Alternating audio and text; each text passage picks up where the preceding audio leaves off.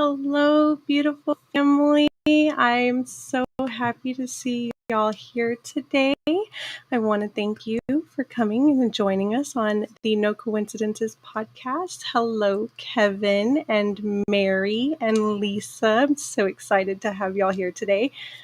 We have a very special guest with us. His name is Lon Strickler.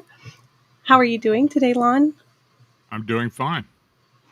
I just want to give my family a little bit of a backstory on you. So, just to let everybody know, Lon has been in the paranormal world for a very long time. He's been doing it since 2005 is when he started his blog. And he has been seen on many different shows, radio shows, podcasts. His work is on some places, including History Channel, Syfy, and I do believe the latest one that I saw out there for you, Lon, is on Unsolved Mysteries. Is that correct? Yeah, that was back in about 2 months ago. Nice. So, what got you started in the paranormal world? Well, I was kind of born into it, actually, though it's nothing to do as far as family and generational. I kind of knew very young, back in the '60s, actually, that there was something going on with me, and my first real encounter that I remember was when I was 9 years old. I I live when I do now again. I live near Gettysburg. I used to spend a lot of time on the battlefield as a kid. Wow. And during the summer, I would get on my bike and get on the highway and ride my bike over to the battlefield and spend some afternoons there. Well, one particular day in 19 oh god, what was it? 1967, 68. I I was in the area where what they call the Valley of Death, and it's between Little Round Top, Devil's Den, and the wheat field. Anyway, I was on my bike. I was on the access road, and for whatever reason, all of a sudden, it's like everything opened up. I mean, like a big TV screen opened up in front of me, and I was in the battle. Quite frankly, I was seeing soldiers. I was hearing gunfire, smelling gunpowder. I mean, all my senses were heightened, and that lasted for like 30 seconds and just stopped. And I'm left dumbfounded. You got a 9 year Right. old kid, and you're wondering what's going on. That was probably the first profound thing to happen to me, and ever since that day, it's continued on all these years. Wow, that's incredible. And that you got to live right there by the battlefields that our country was founded on. That's amazing. Did you experience actually running into paranormal, like ghosts or anything of that nature while you were hanging out on those battlefields? I can sense energy, um, and the way that happens, and it's kind of confusing to some people, but I sense energy and colors. Basically, my mind's eye sees certain colors when energy's around me. And it took some time till I finally realized that. But I would go to certain parts of the battlefield where the energy would be the strongest, Right. and it would start to occur. And that's how I sensed that things were going on. Now I have seen apparitions, I have seen manifestations and such ever since, all the time. I still do. And occasionally I do my podcast and people are telling me they see something back here. So, you know, so things do happen. But yeah, I mean, I've been doing that ever since. And then when I got into high school, I actually started doing paranormal investigations. And that was a period of time, that was back in the early '70s, when it just wasn't really something people talked about, doing paranormal investigations. People look at you funny when you said that to them, like, you don't know what you're talking about. But Right. I actually got it started in that very early. And back then, of course, there was no cell phones or anything. It was all word of mouth. And I had, even in my last couple of years in high school, I was doing investigation. So, so after I did that, I moved down to Baltimore. I lived down there for about 40 years, raised a family. And, during that time, I got involved with a lot of different things. I had a Bigfoot encounter in 1981 in Sykes near Sykesville, Maryland, and I had another encounter with a winged humanoid in 1988 here in Pennsylvania. But then I eventually moved back up here in 2016, and I've been here since. Oh wow. So you mentioned that you were doing this when it wasn't popular. Mhm. What do you think brought the paranormal to become such an enduring part of our pop culture? Uh, the early media, just like, In Search Of and a few other shows, and of course, back in the '60s, it really started to start coming out, like the Benny and Barty Hill abduction cases, the, Patterson Gimlin film. People were becoming more and more open about investigating the paranormal. And as time went on, and over the past 20 years, you know, of course, paranormal has become mainstream in Right. TV and I mean, movies and all, of course, now with the internet, so people have become less and less reluctant about coming forward with cases and their experiences. So, Exactly. I've been fortunate enough to, been doing this long enough to where people, and even before I even started the blog, I was taking cases and such and working for other people.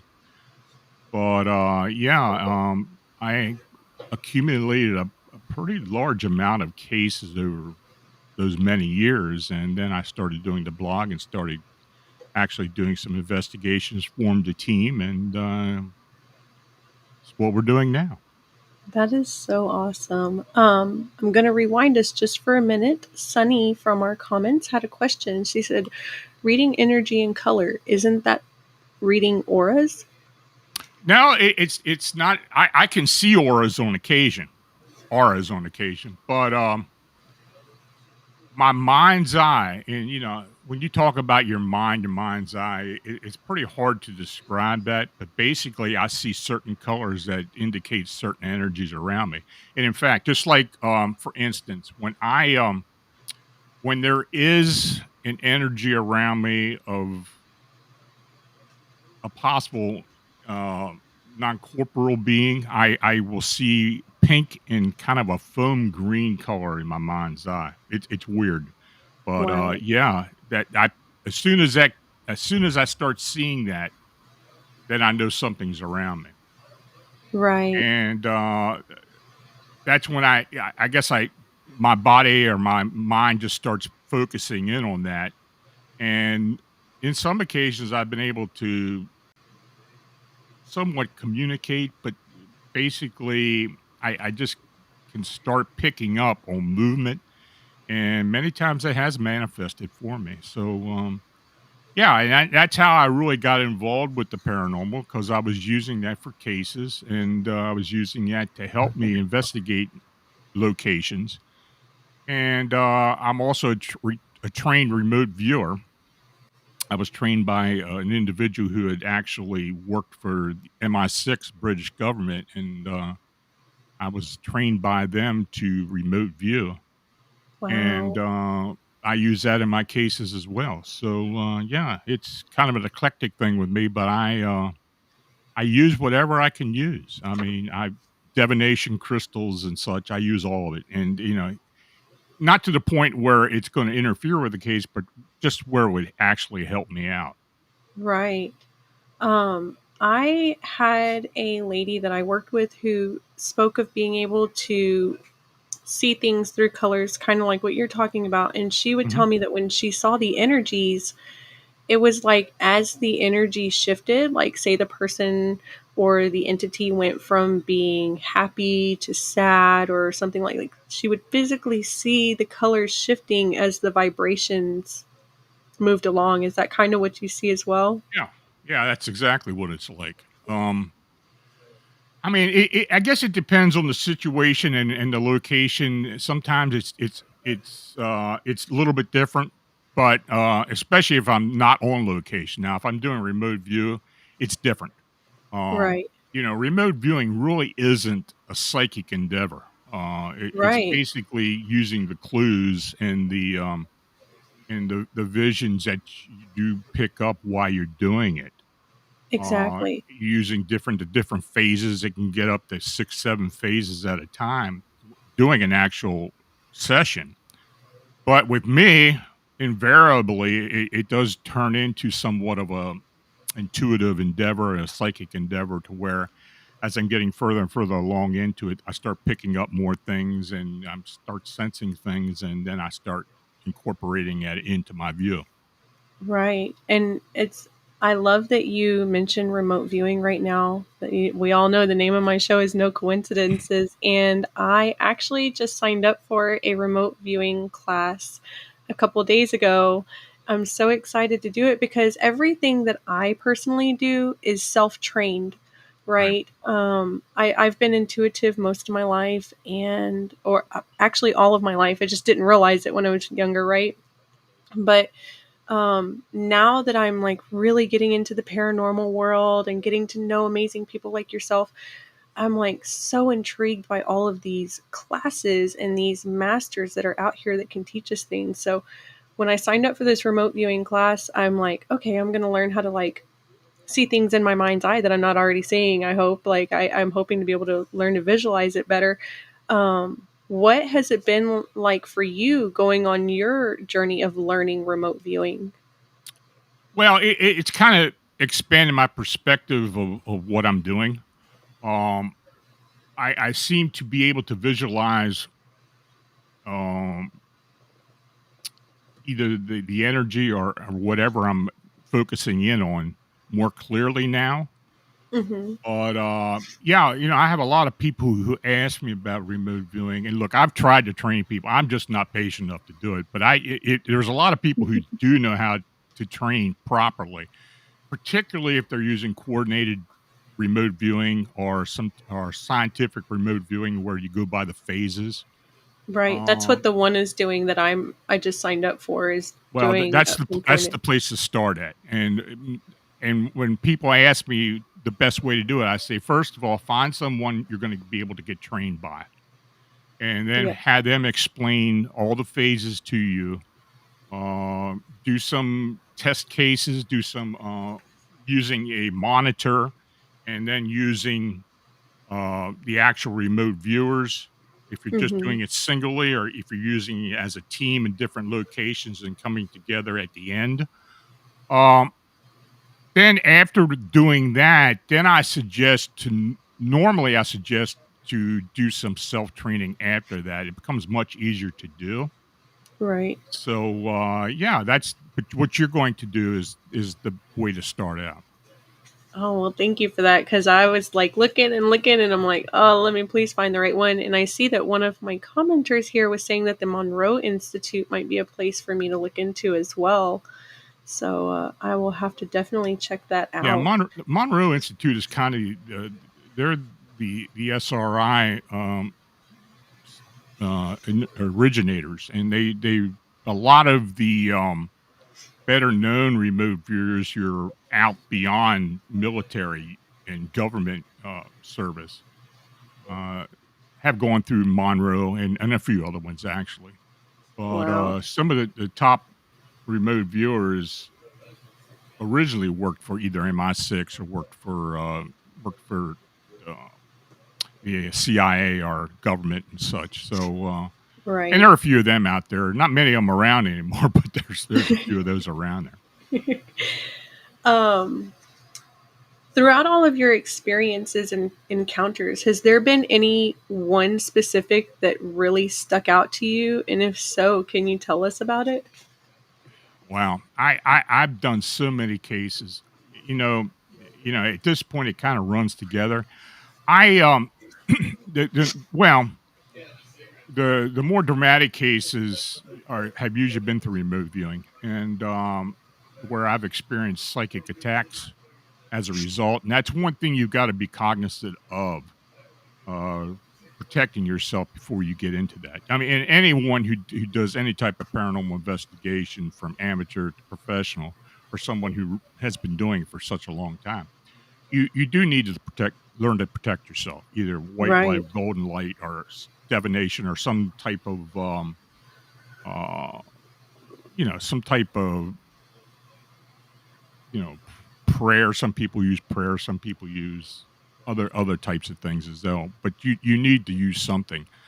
I usually use a white or golden light to extend out beyond my auras, and that's how I'm usually protecting myself.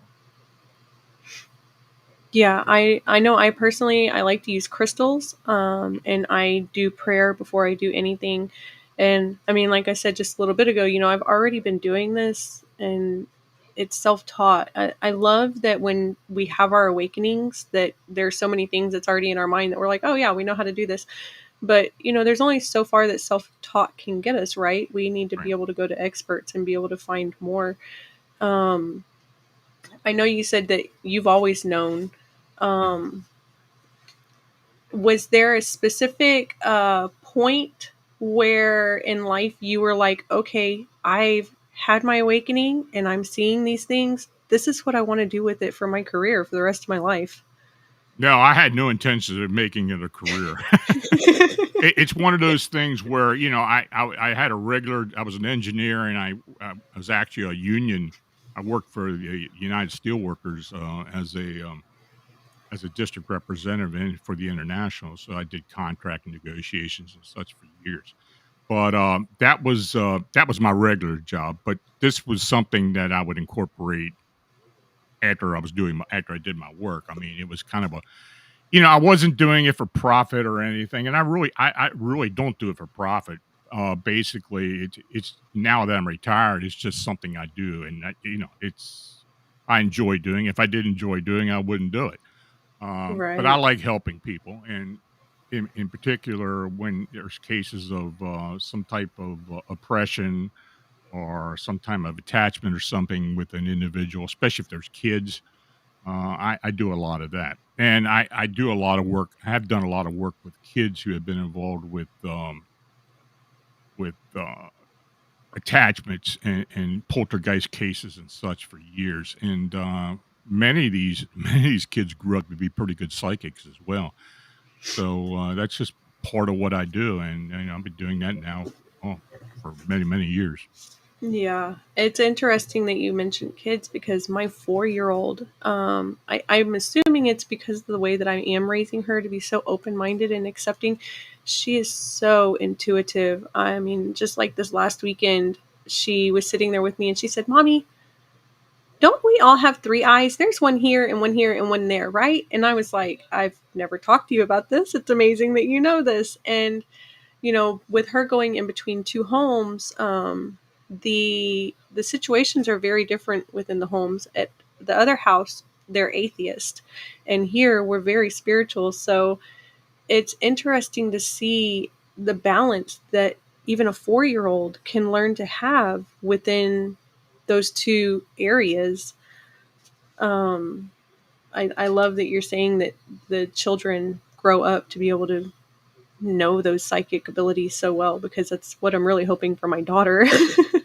Yeah, I mean, a lot of times, it doesn't happen all the time, but many times I'll get called into a case, a really bad haunting or poltergeist situation, or even with attachments.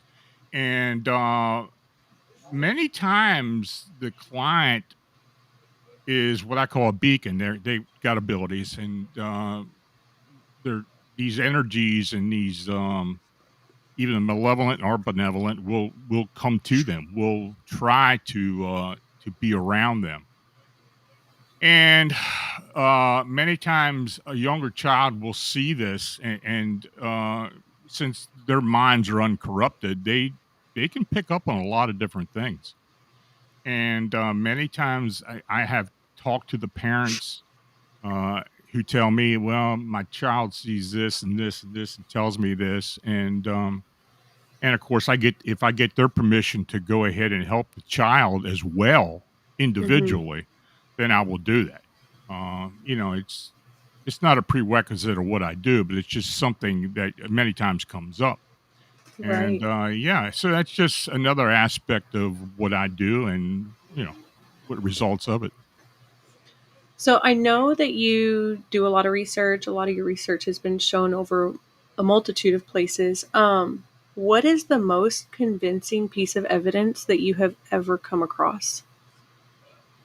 Hmm. You're like, there's so many. Yeah, that there is so much. My personal encounters are probably the the most convincing. I mean, like I said, I had a Bigfoot encounter in 1981, and I had a winged humanoid encounter in 1988, which was kind of unusual because my team and I have been involved with the Chicago Mothman phenomenon now since 2011, Hmm. and the being that myself and two other people witnessed in 1988 is very similar to what people are seeing out in Chicago. Now, I don't know if that was something that was that was told to me or given to me, that maybe it may be something that I'll be involved with later down the road. It's hard to tell. But Right. this whole winged humanoid phenomena, including the Point Pleasant incidents back in 66 and 67. And I knew a lot about that because I have done a lot of investigations down in Point Pleasant and other Mothman or other winged humanoid investigation before I even got involved with the Chicago case. And yeah, it just seems that that was kind of my calling, I guess.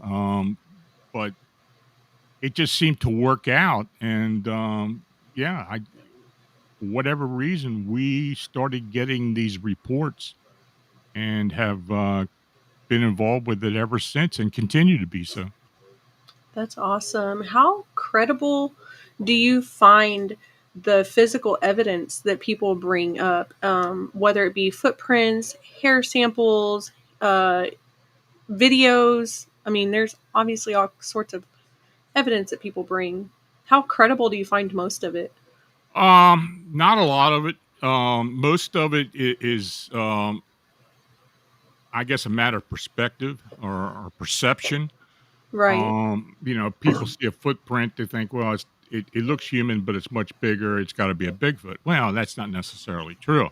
There's hair samples, unless you can do something as far as DNA or anything like that. And there have been tests and such done on various physical samples, but to this point, there's been no real delineation as to what people are actually encountering or what a Bigfoot actually is. All I know is I saw something that was very, very much what people describe. And in fact, when it did occur, I wasn't even involved with cryptids and such. I Right. didn't even know what I was looking at, and but I got curious after the encounter, and then started to take cryptids as part of what I do, Right. and I'd say that's 90% of what I do now. One of our viewers, Anna, asked, "What is a humanoid?" Well, I, a humanoid is basically something that looks human in body structure, but it's different for whatever reason. Some say it could be an interdimensional being, a multidimensional being, ultra terrestrial being, alien, extraterrestrial. Um, as far as what I've been involved with myself with the winged humanoids, they're humanoid like creatures that have arms, legs, and various aspects of what humans have, Right. but they're winged and they do have supernatural abilities.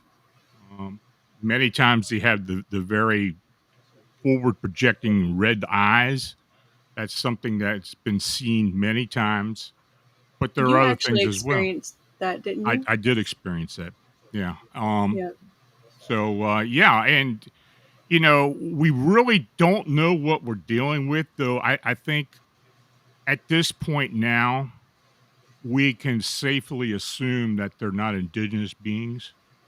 They're not earthbound beings. That they're something that's possibly interdimensional, but possibly comes from a linear dimension of some type, and it shows up in our world or our Earth plane for whatever reason.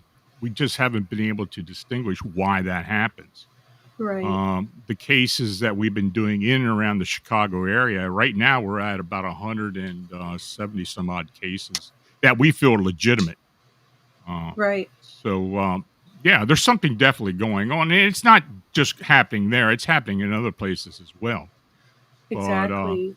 yeah, it's so that's kind of what we focus on at this point. And we'll focus on that until something else comes around. But I look into a lot of different things, especially Of here in course. Pennsylvania. Right. What do you think of the numerous sightings and reportings of paranormal that's coming up across the world? Do you think that they've always been this present, or do you think that it's just because now we have more things like the media, social media, people have cell phones, that it's just more present to us now? Well, it's become more mainstream. Of course, with the internet and media and picking up on it and producing all these TV shows and a lot of people had been doing blogs and they do other things as well. YouTube has got videos everywhere.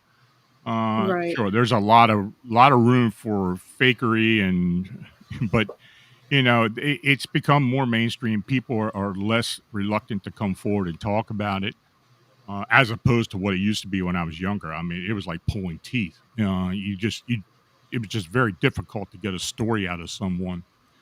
Um, Right. and also another thing that tends to happen sometimes is where people will report something to you, and for whatever reason, they feel like they want to satisfy your curiosity and try to embellish on it. And of course, I don't appreciate that because I'd rather have the actual story, what happened to them, what Right. they think they saw or did see, and then go from there. So Yeah, but you got to be able to separate the wheat from the chaff, I would say. And right. it's just one of those things. It's not that we actually buy into everything that people tell us, but that's why we do the investigations. Exactly. And I completely agree with you on that. That, these things are such amazing, like these sightings and these stories that people have, they're such amazing stories. We don't really need to embellish it. It's already fantastic that we're getting to have it. Um, we had a couple of commenters asking some questions. So, first, Lori asked scientific cross validation long term is important, but how else might others validate I guess the biggest thing about this is to have experience. Right. You've got to fall back on your experience and all the people you've corresponded with or you've talked to or investigated. Um, and I get asked that a lot. I mean, how to conduct an investigation, and when somebody tells you something, how do you know they're telling you the truth or not? Being an intuitive, many times I can pick up on certain things that do look a little fishy, or they're trying That to pull the part. wool over my eyes. It does happen, but I do try to be as open minded as possible until it gets to the point where I realize they're doing you know they're not doing me Right. any favors. But if somebody has an encounter, that my the way I look at it is when they contact me, they're making me part of their encounter or their Exactly. incident, and they're contacting me out of confidence. And I don't disclose people's names, locations unless they allow me to. Um, Right.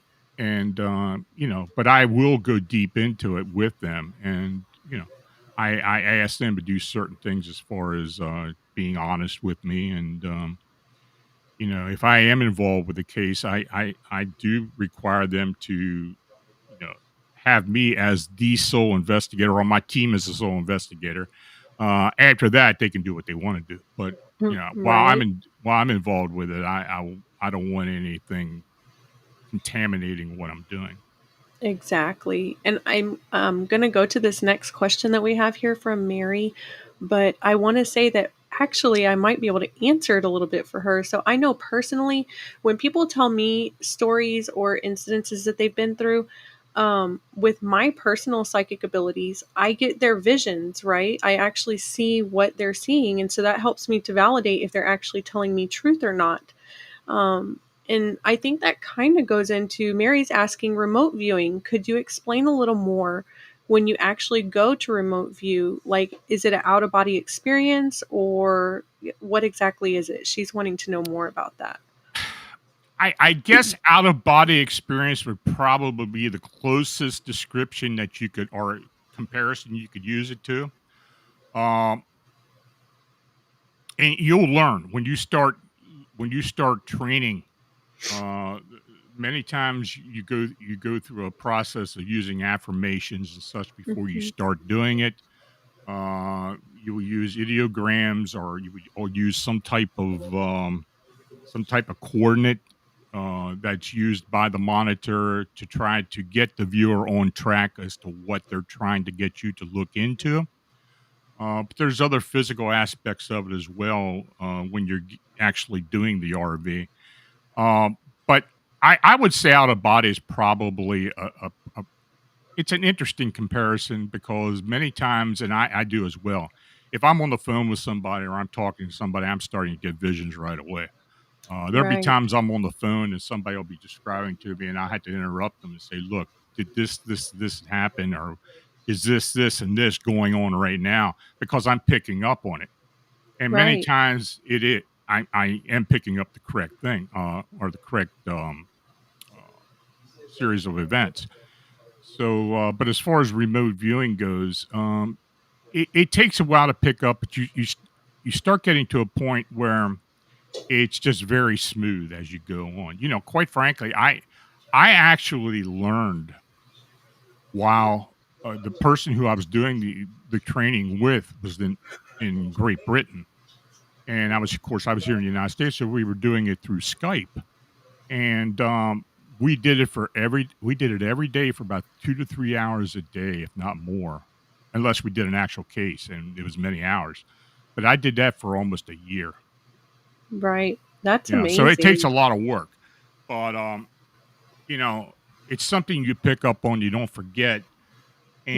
and quite frankly, when you're doing cases, it does make it a lot easier because your perception is much better. Yeah.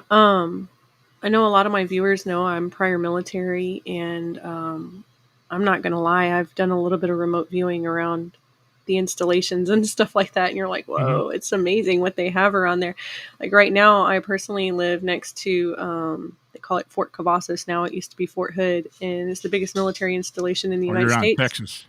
Yeah, Okay. and I had it's a buddy who was stationed there, so I know.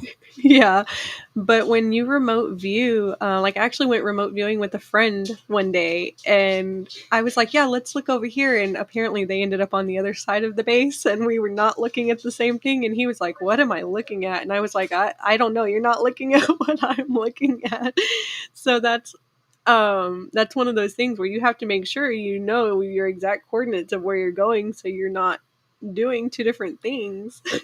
You'll be surprised how many things you pick up on, um, Yeah, especially when you're doing a particular case. You're done with the phases, and then you kind of decompress and start to talk about what you're getting involved with. And having psychic ability or having intuitive ability really helps in that respect because then you can start looking at all the different possibilities as to what had gone on or what you're looking at. It doesn't, being intuitive doesn't really give you the answers, but it gives you more clues and then it gives you more to look into. exactly. I am going to rewind a little bit again because Anna had a question while we were talking about humanoids. She said they aren't angels. I'm a strong believer in angels. Let's put Me it that. too. I'm not I'm not religious. I'm spiritual, but I'm not religious. Same. Uh, I was raised as a Lutheran and evangelical Lutheran. I was, but that all went to the wayside when I grew up, and Right. that really hasn't helped me. Though I'll be honest with you, I have used certain aspects of the Catholic rites in cases. Um, I have been involved with people who are actual exorcists, even Vatican trained exorcists. I have seen exorcisms. I've been invited, though I haven't really participated. I've been invited to witness it.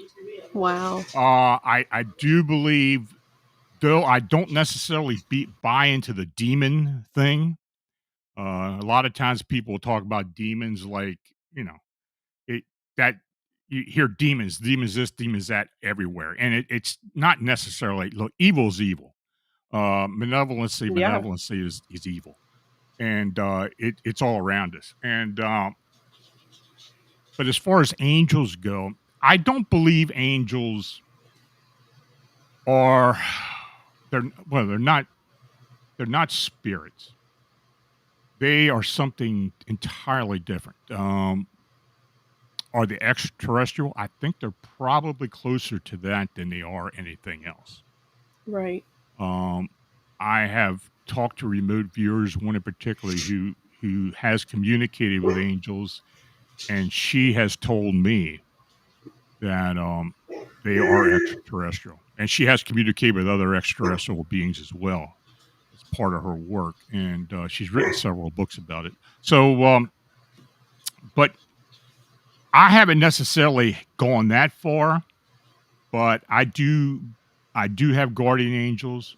I do believe in angels. I do believe in that they are uh some they are an energy, or they are a being, but they're they come here to help us and to make things easier for us. Mhm. You know, I've had a lot of people ask me about well, how do you communicate with an angel, or how do you use angels? And the only thing I could really tell them is, you tell the angel what you want. Um, they're here to help you. Right. I've been very fortunate. I think my life has been steered in certain directions because of angels, quite Mhm. frankly.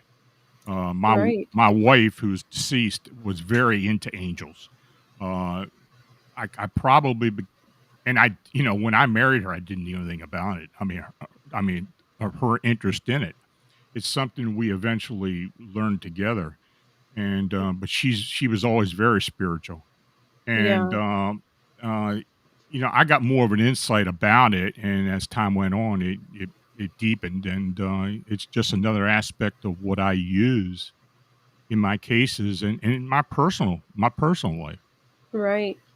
I will say that my personal views on it is that we have humans, we have star seeds, we have the angelic realm, and then of course we have source. Um, and that's not to say that one entity is better than the other. It's just saying that we've come from different places and we have different purposes, right? You know, star seeds are put here in order to help humans be able to understand the ultimate meaning of what source wants from them. Hmm. The angelic realm, as you said, they're the protectors. And I know I personally believe that angels can be in human form. I don't think it happens very often, but I do believe that angels can take human form to come to earth to try to give us the divination that we're supposed to have in this life. And I have received a lot of reports and a lot of cases where people have believed that they've been, you know, they've encountered an angel. The perception of a human who does angelic things, or has advice for them, or kind of steers them in a certain direction, or saves them, or, you know, tries to talk them out of doing such things. Many Right, times I've talked to people who thought about committing suicide and such, and uh, they say someone walks into their life and basically steers them in another direction. Right. And after a while, they start to realize, well, maybe that was an angel. And I get a lot of those come my way. If you ever go to my blog and search angel in there, you're going to find it. Yeah, There's a I definitely will. it happens a lot, and I think I may have had that happen, maybe to a lesser degree, but I think it has been something very important in my life, though I can't really put a finger on exactly when and where. But Mhm. I think because I'm more open to it than most people would be, that it does come into me, and you get that inner voice that just tells you sometimes, well, maybe you need to consider something else, or So I usually if I'm pondering something, and the first thing that comes to my mind is usually what I end up doing. Right. Yeah. I'm going to tell you, my guides, they have very strong voices and opinions. I think I get a little bit of that from them and a little bit of it from my mama. But I'm going to tell you, when they want something to happen, they do not stop hounding me. So I get that completely. I Yep, it does have happen. Mary is going back and asking another question about the humanoid. She said, "How did you know it was a humanoid, if you don't mind explaining?" Well, in particular, the one I saw, it had arms, legs. It looked human body form. Right? Um, quite frankly, and I think humans in general are a universal species. In other words, I just don't think it's confined to Earth. I think humans are in some form or humanoid form. When people talk to you about alien beings or extraterrestrial beings, I did a book about alien disclosure. I did about abductions and I such. was reading I, that one, yeah. and yeah, so you know what I'm talking about there. I believe I believe that these beings that people describe as aliens or extraterrestrials or even humanoids may actually be evolved humans who have some abilities, even though it's maybe a later technology to come back into our time our time period for whatever reason. Are they coming back to either save something or coming back to change things? I think that does happen. I personally believe we've been pulled out of the fire many times. Right. I do too. I'm right there with you.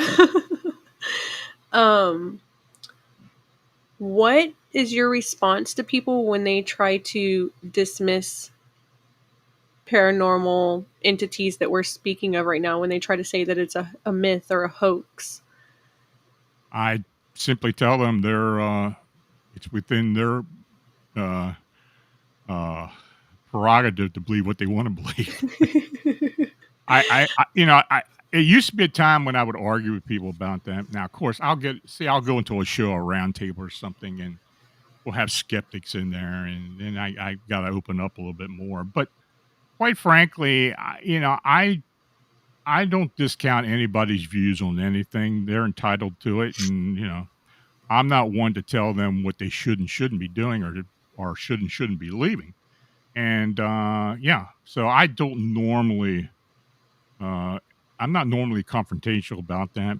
Right. I know what I've encountered. I know what I've experienced. I'm an experiencer as well. I've been through a lot of different things over time. I've explained a lot of it in my books, and that basically, if they want to believe it, they can. If not, well, there you go. Right. Um, do you believe that the scientific community should take more consideration and take the research more seriously into paranormal phenomena? I think to a certain extent they already have been. Um, just look at the Bigfoot phenomena or cryptid phenomena in general, because I do think most cryptids even though there may be some indigenous beings that are actually on our earth plane, I think for the most part these are interdimensional beings. But Right. I also believe that as time has gone on and people are more and more involved in cryptid phenomena, that many of them, even hardcore investigators who I've been involved with for decades, are starting Mhm. to come around to the fact that there's something that's just unexplained about this. We're not finding bodies. We're not finding evidence like we should be. Uh, we don't have a live being. We don't Right. even have a dead being. We don't have anything like that. And there's something beyond our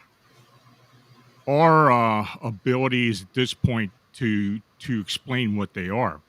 I think a lot of scientists, even though they're trained to be skeptics, basically, I think some of them are more open minded to it as time has gone on. They don't completely discount it out of hand. Right. But I think as time goes on, look, I also believe as quantum computing may be an answer to a lot of this eventually, because as you know, quantum computing is becoming more and more commercial now. It's still Mhm. very expensive, but it's going to get to the point where it's become a consumer product, and people are going to be getting more and more involved with it. I Right. think when that happens, I think more of the unexplained is going to be explained. Exactly. I completely agree with you. And I have one last question for you, and then I'm going to let you go about your day. What would it mean to you personally if all of the paranormal phenomena that we research was definitively proven to exist or even disexist? Um, if let's put it this way, if the majority of people believe it's true, more Hmm. and more people believe it's true. If we get some type of scientific proof that it's true, then fine. I'll just go on to another level of the paranormal. Cryptids are not a moot point. We may prove some cryptids are out there, Yeah. but there's always something else to pop its ugly head up and give us the opportunity to investigate it. Do you have any last words that you would like to give to our audience today or anything that you'd like to address? The only thing I can say is, you know, when you hear about something, or even if you experience something, be very open minded about it. Um, you know, sure, it may be something sudden, it may scare you, but if you become interested and curious about what you've investigated, I mean, what you've experienced, and that has happened to me. I mean, I have gone further into it. Now, a lot of people aren't going to have the time to do that, or even have the inclination to do that. Right. But I would say just to be more open minded about our world, because there's a lot of things we just don't understand, and I think there's a lot of things that we will eventually understand down the road. Yes. I completely agree with you. Like, I mean, I know there's so many things that we touched on today, but us being in the paranormal community that we are in, there's a lot of people that believe that they travel through teleportation or they do all these different things and that's why we can't find them and they're so elusive. I personally can't wait for the day that we can 100% prove that they are real and prove that science and spirituality should come together to be able to make these things happen. Um, so I'm 100% on board with what you said. And my audience is saying that they love you so much. You're so knowledgeable. Thank you so much for joining us. How can they find you if they want to come get more knowledge from you? Well, my blog is at phantomsandmonsters.com. Um, I do have a team, the Phantoms and Monsters 14 research team. Look, if you go onto Google and type in Phantoms and Monsters or Lon Strickler, it's going to come up.